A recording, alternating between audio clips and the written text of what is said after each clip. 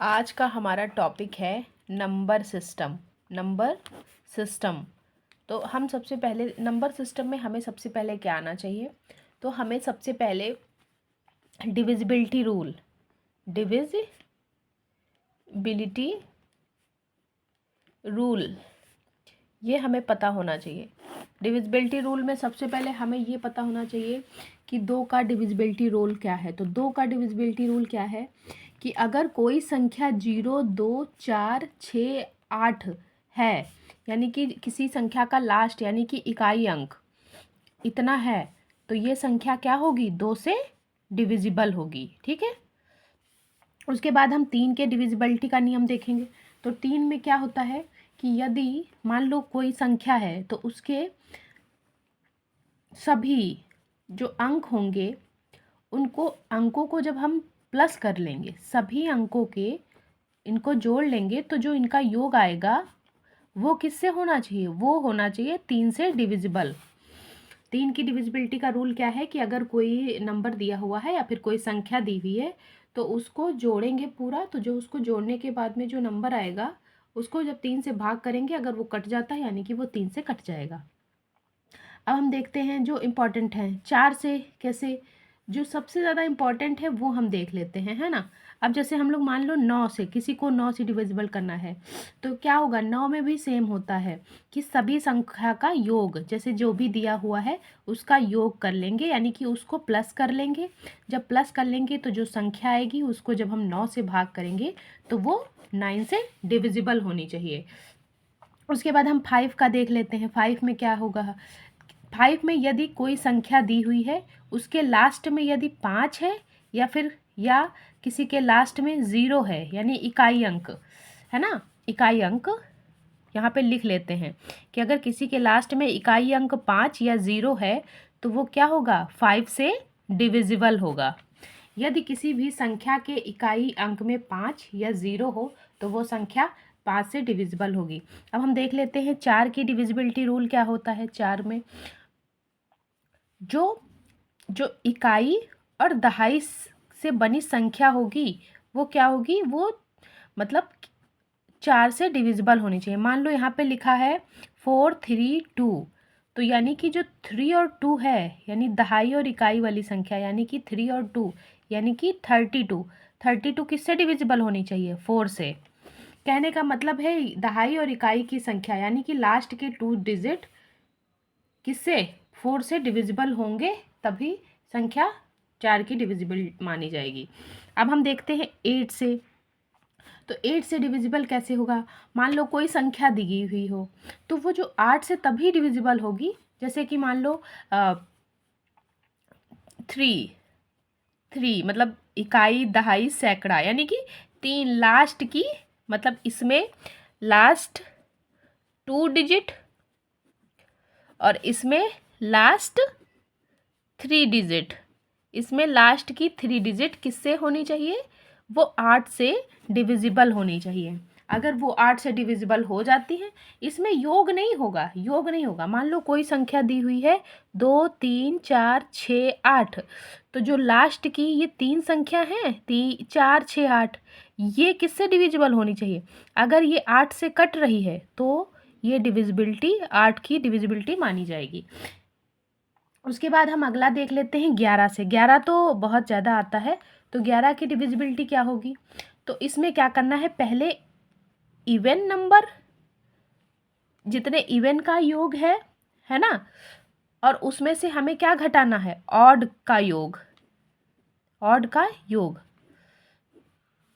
अगर वो 11 से डिविजिबल हो रहा है तो मतलब वो चीज़ 11 से डिविजिबल हो रही है तो 11 का डिविजिबल माना जाएगा।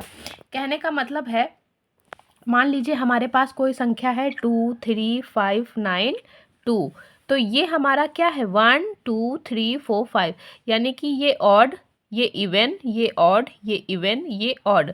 तो ऑड ऑड को जोड़ लो और इवन को जोड़ लो, मतलब जोड़ लो इवन को। ठीक है। इन दो फिर क्या करेंगे? ऑड और इवन को एक साथ जोड़ के दोनों को घटा देंगे, जितना वैल्यू बचेगा वो 11 से डिविजिबल होनी चाहिए। कहने का मतलब है कि इसमें डिविजिबिलिटी रूल, अब हम डिविजिबिलिटी रूल में क्या देखेंगे कि अगर कोई संख्या इवन के नंबर्स और ऑड के नंबर्स दोनों को जोड़ के दोनों को आपस में घटा देंगे, उसके बाद में जब हम अगर उसको 11 से भाग करते हैं और अगर वो कट जाता है तो वो 11 का डिविजिबल माना जाए। अब हम बात करते हैं 7 की डिविजिबिलिटी। 7 की डिविजिबिलिटी कैसे क्लियर होगी? मान लो कोई संख्या दी गई हुई है 882, तो इसमें क्या करना है, 7 कैसे होगा कि इसमें इकाई अंक को क्या करेंगे, छोड़ के, तो यानी कि हम 88 लिख लेंगे।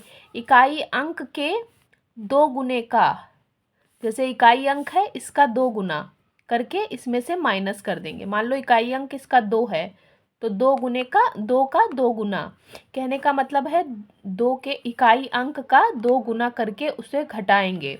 कौन सी संख्या में? इकाई अंक के पहले वाली संख्या में, मतलब इकाई अंक में 2 गुना करके उसको घटाएंगे संख्या के पहले इकाई अंक की संख्या छोड़कर उससे पहले वाली में।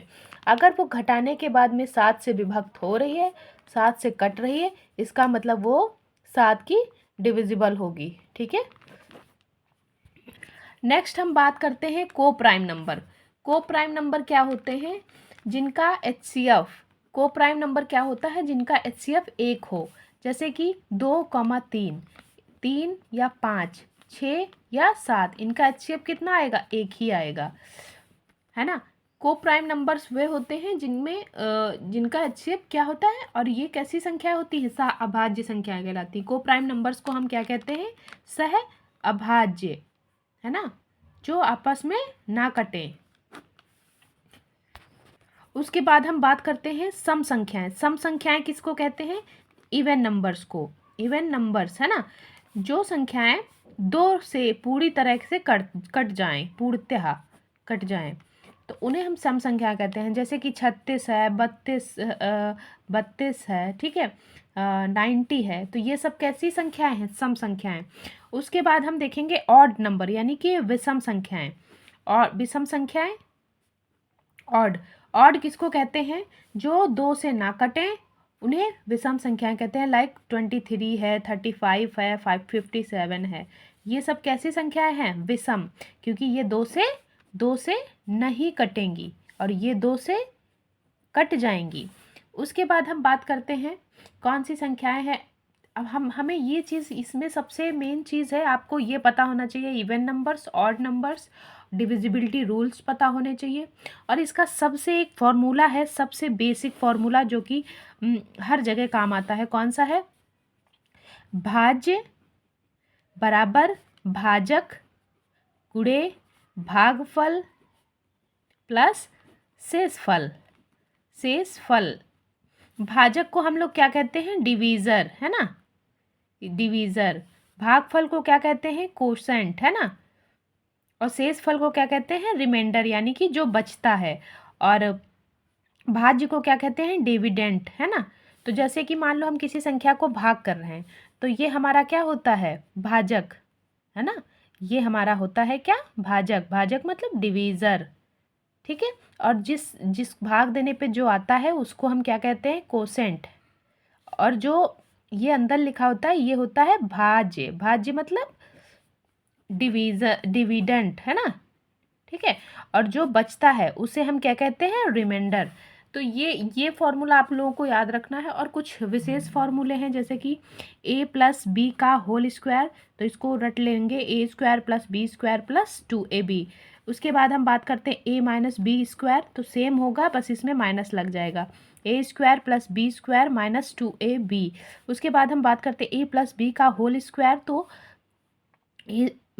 और a+b का ये दूसरा वाला फॉर्मूला है, और a-b का होल स्क्वायर, तो ये एक फॉर्मूला बन जाता है 2a² + b²। उसके बाद हम देखते हैं a² - b², ये फॉर्मूला सबसे ज़्यादा आता है इस क्वेश्चन, इस फार्मूले से। तो a+b एक ब्रैकेट में a-b। नेक्स्ट हम देखते हैं a-b का होल क्यूब, तो क्या होगा? a³ - b³ - 3ab ब्रैकेट में a-b। तो ये फॉर्मूले हमारे क्या हैं? आपको सबसे पहले क्या लर्न करना है? आपको डिविजिबिलिटी लर्न करनी है, डिविजिबिलिटी। उसके बाद में आपको नंबर्स पता करने हैं कि प्राइम नंबर्स क्या होता है, को प्राइम नंबर्स क्या होते हैं।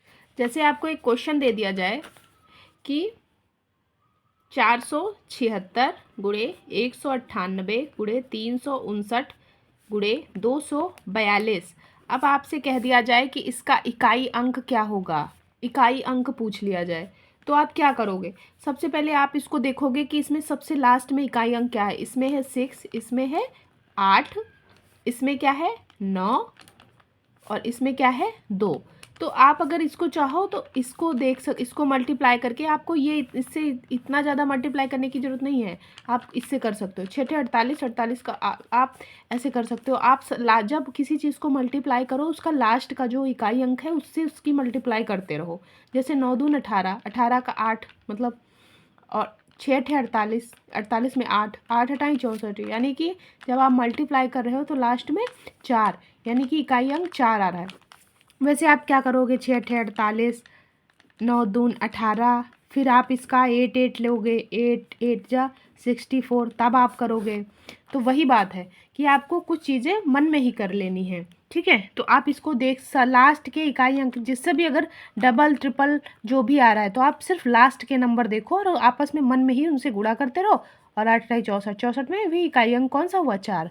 यही हमारा आंसर हुआ। और हमारा एक सबसे ज़्यादा क्वेश्चन पूछा जाने वाला क्वेश्चन है कि यदि 3100, नेक्स्ट क्वेश्चन है 3100 में से कौन सी छोटी से छोटी, या ध्यान रखना छोटी से छोटी संख्या घटाई जाए कि शेष बची संख्या 17 से पूर्णतः विभक्त हो।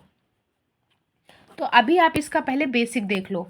तो 17 से कैसे, तो हम क्या करेंगे, 17 से जो 3100 है, 3100 को यहाँ पे भाग कर देंगे। तो 17 एकम 17, कितना बचा? 14, ठीक है। यहाँ पे हम एक ज़ीरो कैरी कर लेंगे। 17 17 ठी 136, यहाँ पे बचा हमारा 4, फिर यहाँ से हम ज़ीरो ले लेंगे। 17 दूनी 34, 34 का 4 34, और हमारा बचा 6। तो हमारा ये क्या हुआ? ये रिमाइंडर बचा। कहने का मतलब है कि अगर हम किसी चीज़ को पूर्णतः विभक्त करेंगे तो हमारा शेषफल कितना आएगा? शेषफल हमारा आएगा 6, ठीक है। ये जो शेषफल आया है हमारा। तो कुछ क्वेश्चन ऐसे हैं, इनको आप अभी तो ये फिलहाल बेसिक से हैं, आप इनको बेसिक से करिए। और वैसे तो आप इसको डायरेक्ट यहाँ पे डायरेक्ट इससे कर सकते हो।